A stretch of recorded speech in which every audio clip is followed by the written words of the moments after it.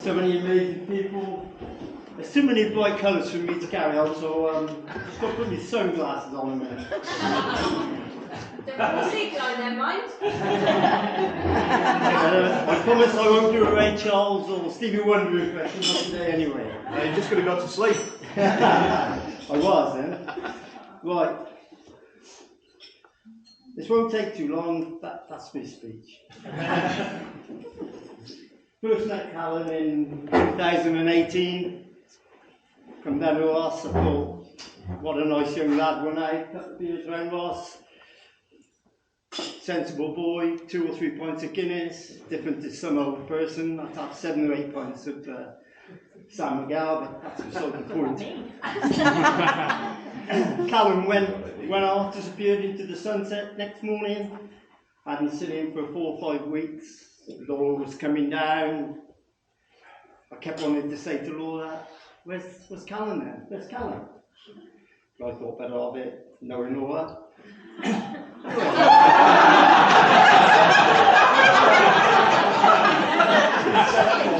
Very cheeky. 5 weeks went by, Laura hung up and said, Dad, can Callan come down with some of his mates? So I said, yeah, no problem. Come home from work on Saturday, strolled into the front room, sat having a cup of tea. Doorbell went. In walked 2 of Callan's mates, introduced them, they went into the dining room where Callan all was. Sat back down again, a couple of minutes later, doorbell went again. Another 2 of his mates walked in. I thought, blooming hell, this boy's like Noah.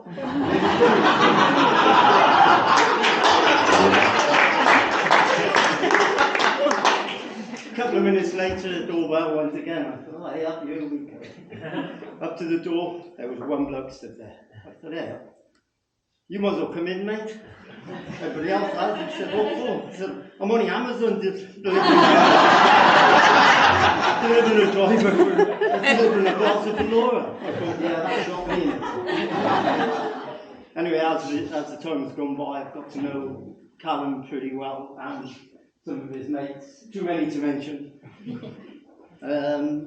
So what more can I say about him? Well, I'm not losing a daughter, but I'm gaining a son. We went up to Cannock, got our suit fitted. For the first time, come back.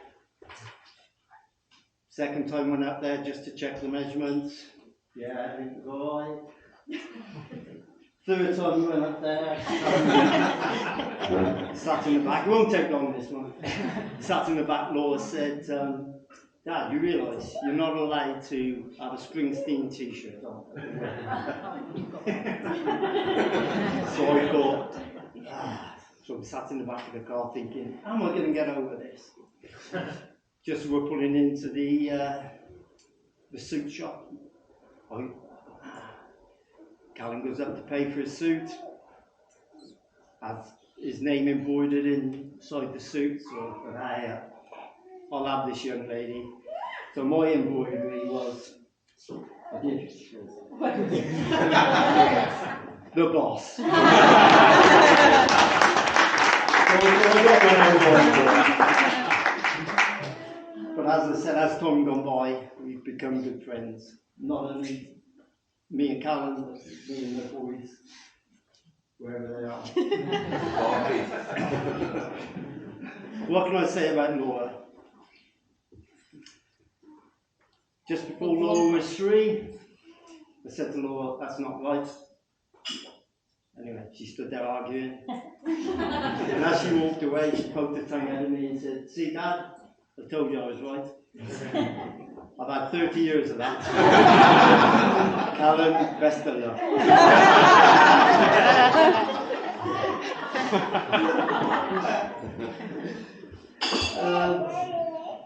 Both like Tina, Lucy, Matt, little Arthur, where the little fella is, and myself are so proud of what Laura's achieved.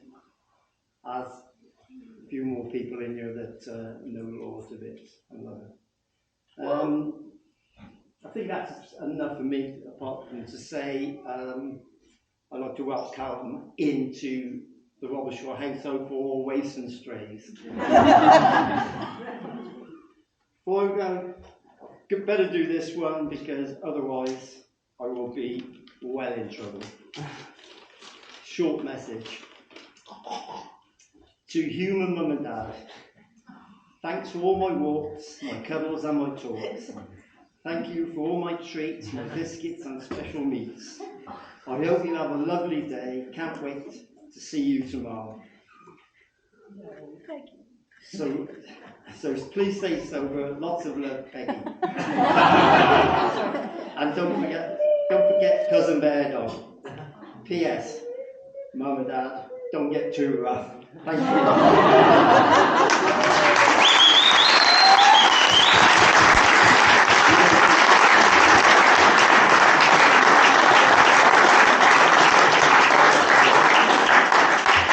And now, a few words from the groom.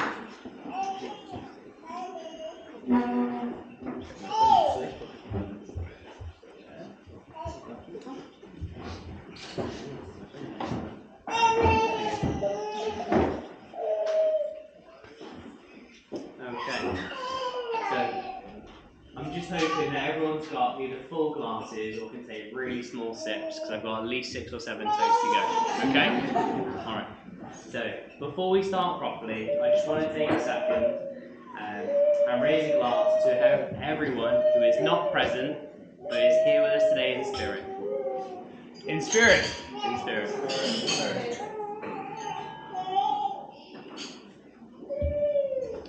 So, I'm not a person who's one for big public displays of affection. So, the last time I was affectionate in public was around 2008 with my girlfriend's name at the time in my MSN Messenger and my Bebo. So, I just want everyone to pause, have a look around. Everyone here today means the world to me and my now wife. Well done, you made the cut. That's the first time you've done that.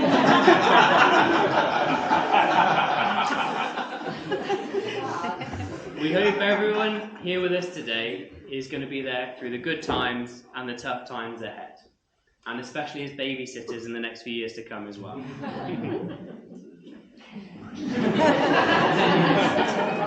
Thank you for making so much of an effort today and making it here with us. So I just wanted to raise a glass to our guests for coming today. To the guests. The guests. Yes!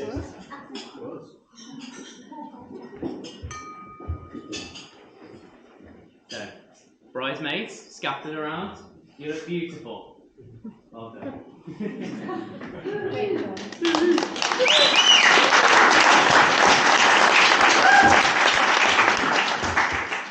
Groomsmen, I'm just glad you showered and turned up, so thank you.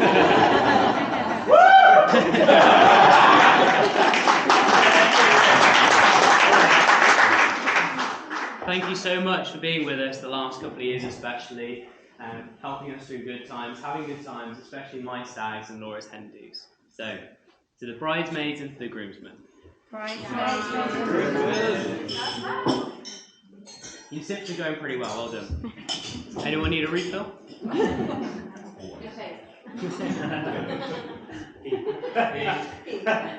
So, now the reason we're all here. I just want to take a minute and admire my wife. So, the new Dr. Masrani.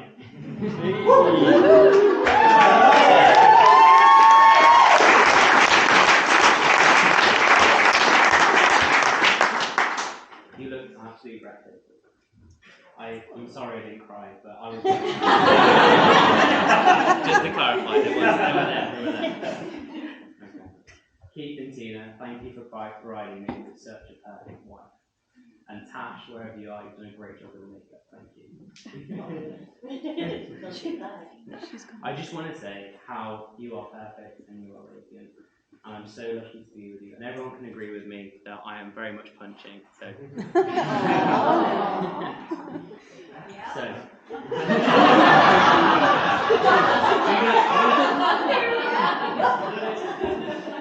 So it all started about 5 years ago, where we met on a bit of a whim, and you caught my eyes with a fresh face, and a backwards cap. Sorry, that's me and you, Joe. No. So, actually, really, so 5.5 years ago, on a Monday morning lecture, swiping through Tinder, 3 days later, a 3-hour coffee date between lectures, we hit it off. Swipe 5.5 years and we're here. Groomsmen, I'm sorry, but Laura, you are my best friend. You are my best friend. Yeah, keep the speak.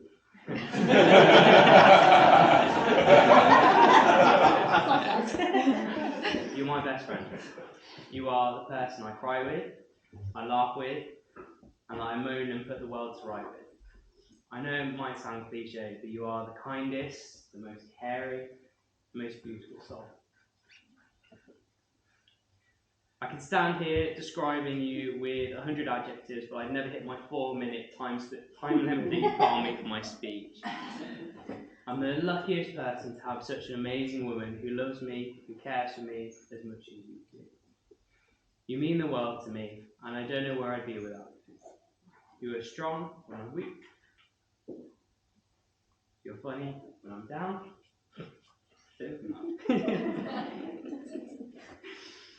And you boost me when I'm low on energy.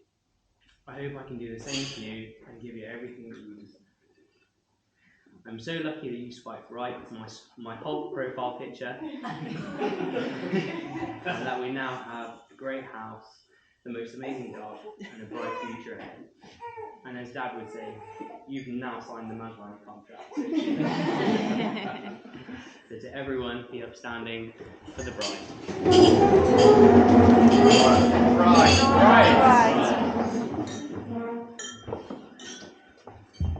Well done, Karen.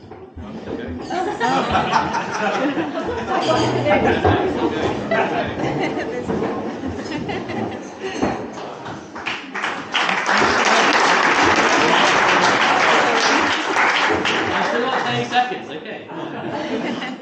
Nina, you look amazing. And Keith, I like the suit. I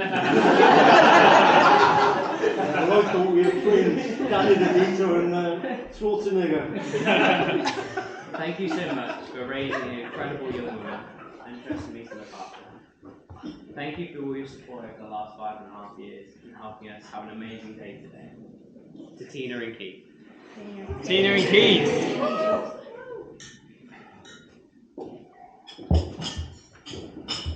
Last one, I promise. Mum, you look beautiful. Thank you to you and Dad for the best start in life and giving me all the best opportunities that led me here today. You're the best parents I could have asked for. And I'm incredibly lucky to have your love and support even though I moved to Birmingham. Not a good choice. Funny accent. To Sue and Kieran. Sue and Kieran.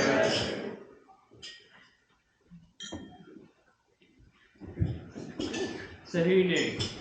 Laura would once make a speech at her own wedding after insisting on making a speech at her sister's wedding and her cousin's wedding.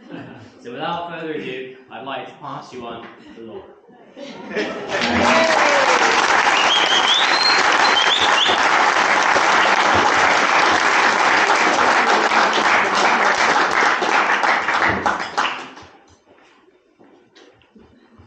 Okay.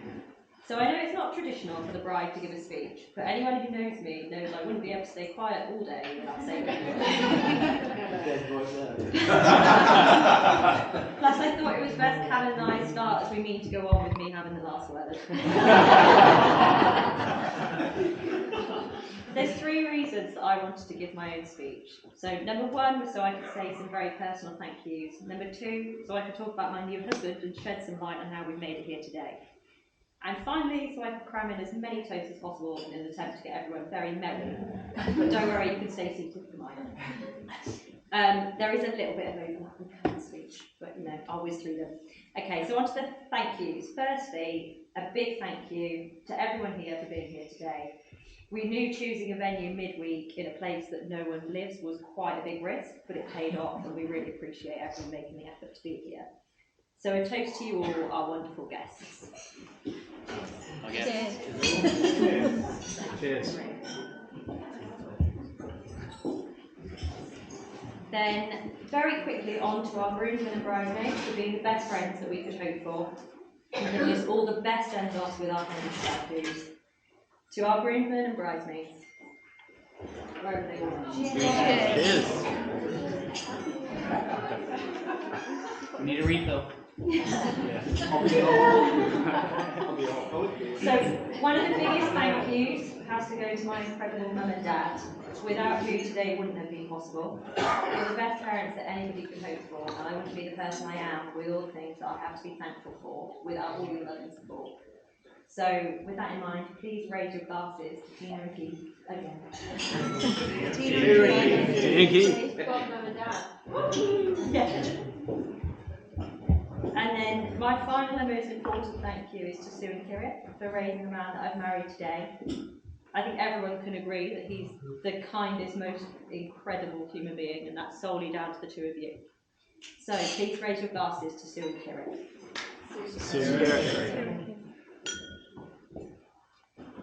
Okay, on to Callum. So we met in a pretty romantic way, swiping right on Tinder. Callum's profile picture was with the big green man himself, hence the table names. We went on our first date to Costa, where I managed to tread on Callum's newly clean white trainers whilst giving a hug, and then proceeded to not let him get a word in edgeways for the whole time we spent together, which I don't think really has changed, so probably good that you're out with it at that point. And also, judging by the first dance practice, I'd also trod on your feet a lot. Still treading on your feet now. Meeting my family was a baptism of fire. The initial plan was to meet my cousins, Tasha and Jolly, on a night out in Ross, and then somehow it turned into accidentally meeting my mum, dad, and all of the youngs on a night out in Ross. And I think at that point you probably realised that the Young and Robert Shaws came as a pack, and that you weren't ever going to get away. But equally, you gained a huge extended family as well as many, many new friends. I can remember the day that I looked at Callum and I thought I could see myself spending my life with him. This is really cheeky, just to prove it. We were walking down Eastbourne Promenade with his mum, dad and Nanny Turner. So Callum, being a physio, likes to force people out of the house at any given occasion, even if they really don't want to leave. And this day was no different. I don't actually know where Nanny Turner is. She's here. Oh, no. So he forced us all down Eastbourne Promenade. Nanny was walking along with her trolley and she began to get some cramp in her hands. So Callum insisted that she sit down on the bench and gave her a quick massage to relieve the cramp. In that moment, I remember thinking that I've never met anybody who cares for and loves their family quite as much as I love mine. And I thought that if he looks after his family like that, then he'd probably look after my family like that in the same way. And that's pretty special.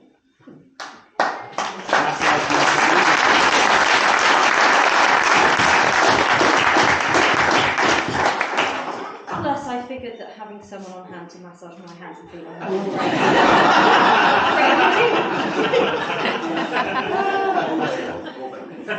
So most people in this room will be aware we've not had the easiest 5 years since we've been together. I remember a conversation I had with my cousin Tasha maybe a year after we met. We were a little bit scared about what I'm about to say, but maybe not so much after we read the speech last night. We were sat talking about the kind of eventful and fairly horrendous year we'd had as a family since I met Callum, and how I was surprised that he hadn't run a mile. Following this conversation, a few very tough years have followed. I'm a great believer people come into our lives for a reason, and I truly believe we came into each other's lives to support each other through what were going to be some of the toughest times we could encounter, and ensure we provided each other the greatest times alongside those tough times to help each other through. Over the last 5 years, you've been my biggest support, and although there have been challenges, we've got through them together. We've managed to smile, laugh, and build new memories, and I can't wait to continue waking up to you every day, making new memories, and having many amazing adventures together. So this is the only one I'm going to get you to stand for. So please stand and raise a glass to the best and kindest person I know, my husband, Callum.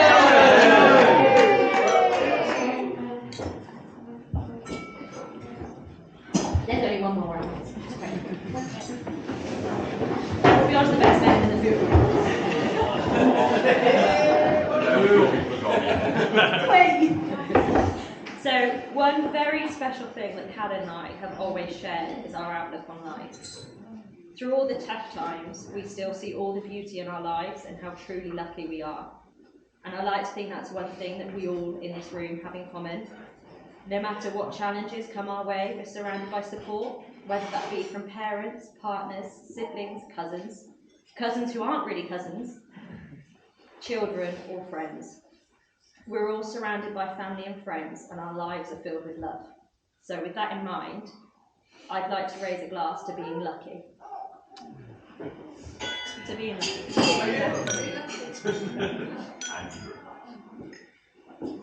And now we're on to the best end. Try and move.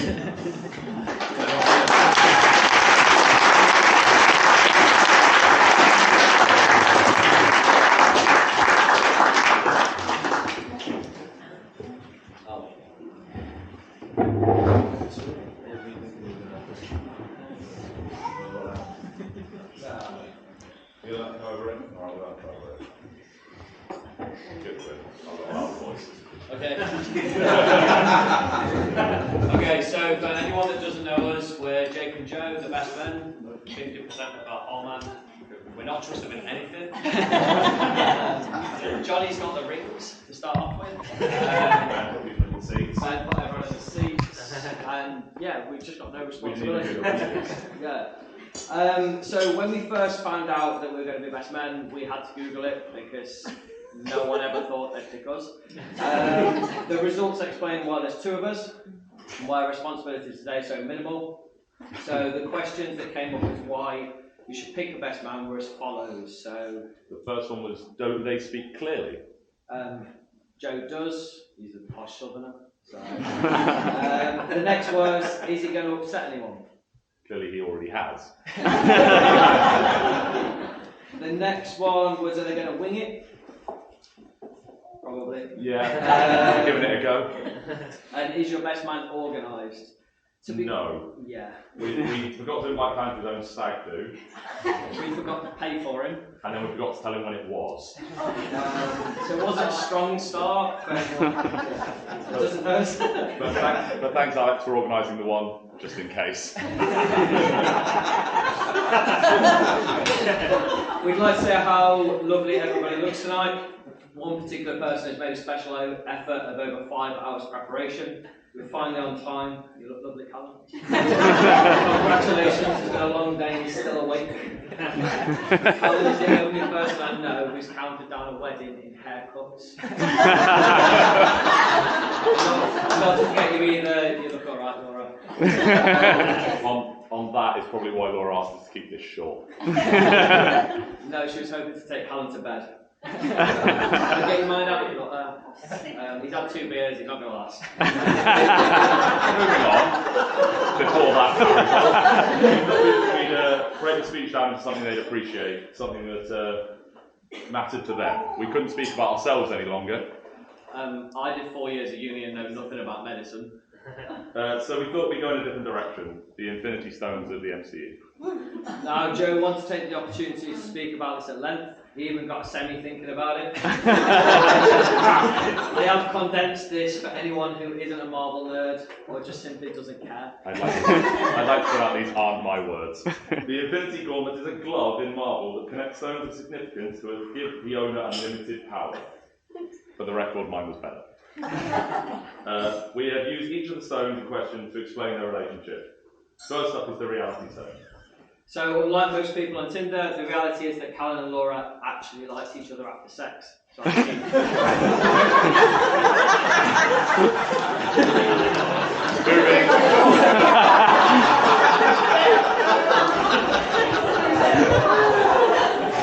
Moving swiftly on from what Jake has just ad-libbed. The next is the space stone. Cal and Laura's relationship went to the next level when they decided to move out and get their own space. Sadly for them, they didn't realise that I would still be there every day as they only next door. Unfortunately, nowadays I'm not there as often, but I've been replaced by Peggy, who apparently eats less. The third stone is the mind stone. Their minds are linked through mutual interests such as work, Marvel, their favourite moisturiser. Okay, the soul stone is next, and this one is all about sacrifice. For any relationship to have lasted this long, as this one has, everyone knows the sacrifices need to be made. Neither of them would have expected every twist and turn that's come over the course of their relationship, but I'm sure that neither of them could be any happier today. Next up, the power stone. Laura looks lovely tonight. It's nice to see her wearing a dress rather than the trousers she usually wears.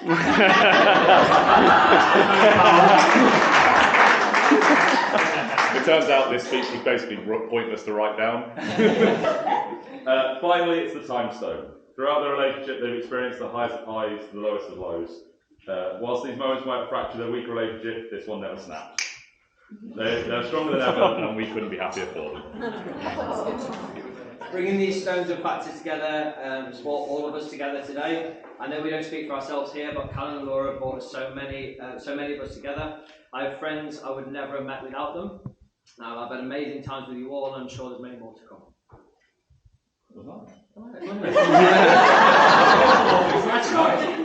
Our time is now running short, and our final minimal best man responsibility is nearly over. However, our responsibility is to get the bride absolutely hammered. Yeah, I'm just not close begun. enough, hold on. Make sure everyone.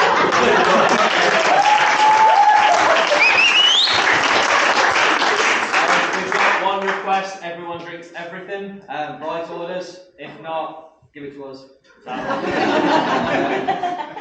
So our thing that was the end of every best man speech is to say, raise a glass and say cheers. But it's a bit boring, and everyone's done it. So instead, how about we say something a bit meaningful to both of you? What do you think, Joe? What would the Guardians do? I am Groot. So if everyone could stand, raise a glass, and say, I'm Groot.